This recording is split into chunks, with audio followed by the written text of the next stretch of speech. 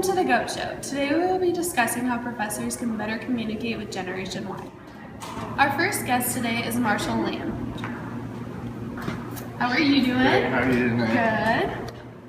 Good. So tell us about your time here at UNI. My time here at UNI has been really great. I enjoy all my classes and professors, but unfortunately at times I miss a lot of my classes because I'm on the golf team. And when you're on the golf team, you have meets, workouts, and practices. So during that time, I'm fall behind a lot. So since you have to be gone for golf a lot, how do you communicate with your professors?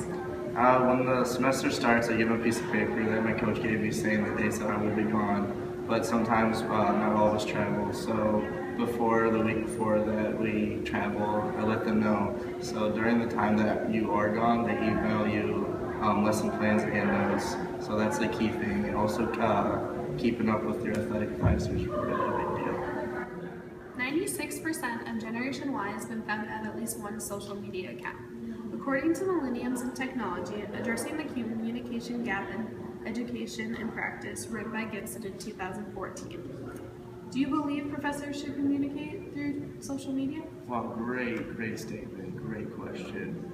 Yes, professors and departments should create social media accounts because it would benefit student athletes when they're going traveling. I agree with that statement. Thank you for your time tonight and good luck with golf.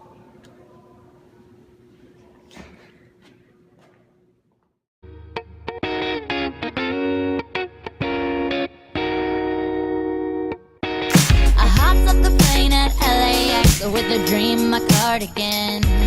Welcome to the land of fame excess. Next guest is Becca Novak.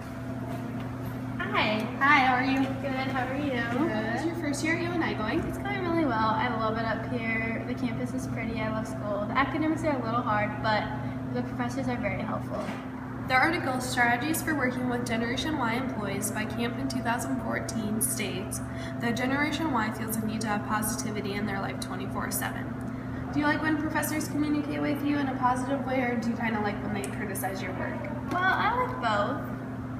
Why? I like having positivity because it shows that I did a good work and they are very proud of my work. But I like constructive criticism because it shows me that I need something to work on, and it gives me the push and the urge to try and do better the next time. Well, thanks for your time, Becca. Thank you.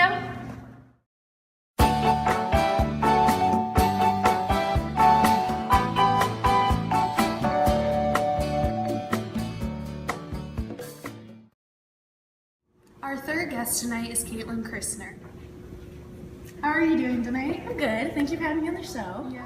The article, From Baby Boomers to Generation Y Millennials, Ideas on How Professors Might Structure Their Classes for This Media-Conscious Generation, run by Kohler in 2012, states that nowadays there are different ways for professors to teach their classes, like online classes. Have you ever had an online class? I had a blended class last semester, which means it's part lecture and it's part online. And it wasn't too bad, actually. Did you notice a different communication between your online professors versus your on-campus professors? Oh yeah, definitely. Okay. What did you dislike and like about them? I wouldn't say I like or disliked one more than the other, but I really liked the fact that I could talk to my professor in person and online because it was a blended class.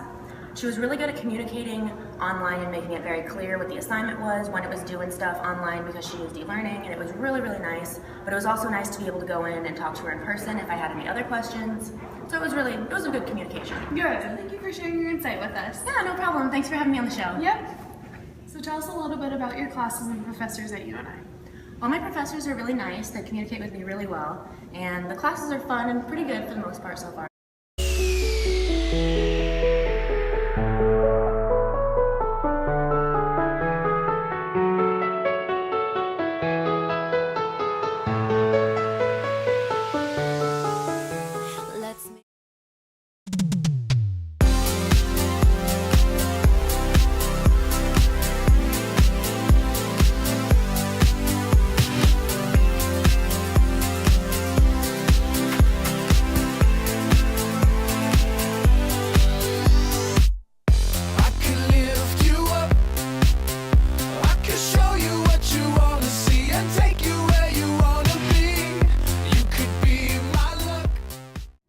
Student guest is Michael Fischels.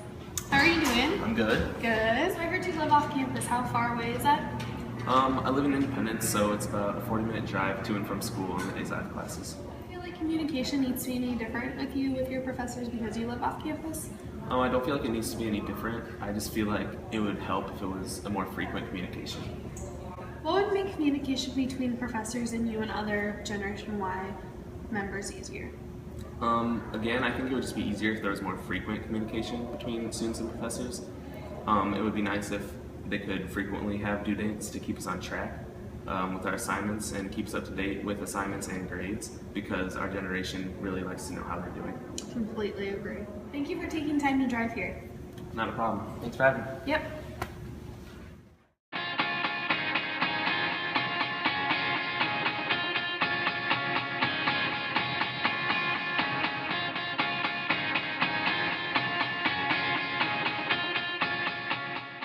Now that we have heard from 4 different student perspectives on the matter of communication between professors and Generation Y, let's hear what a professor has to say.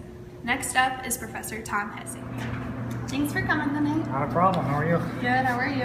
Hanging in there. Good. How's the semester going so far? Pretty well. I'm ready for spring break. It's the halfway point, so I'm ready for break, yeah. So there have been many studies done between comparing professors and Generation Y and how they communicate.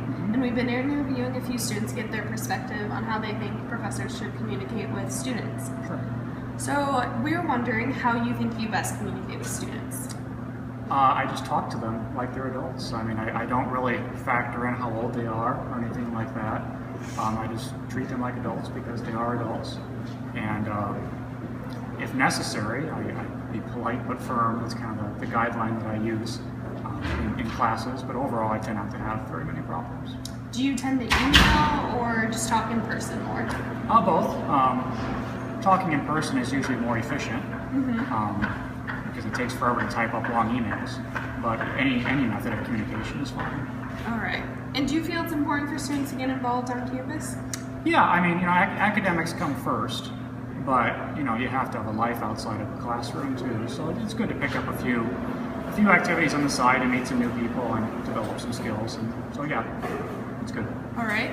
And in your opinion, what can be done for professors to communicate more with students so they can become more involved on campus instead of just not knowing what's going on? Because usually professors are more aware. Sure.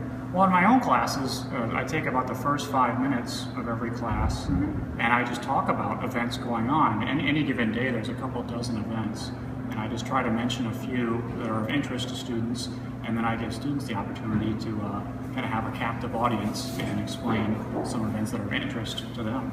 And that works pretty well. I do that again every class. All right. Well, thank you for your time. Thank you. As you've heard, students like to be communicated by their professors in different ways. Social media, e-learning, and email are a good start. Generation Y also likes to hear positivity towards their work so they know they're doing it correctly so they can meet the next deadline. Generation Y is the beginning of change. And that's all for this discussion. We'll see you next week on The Goat Show.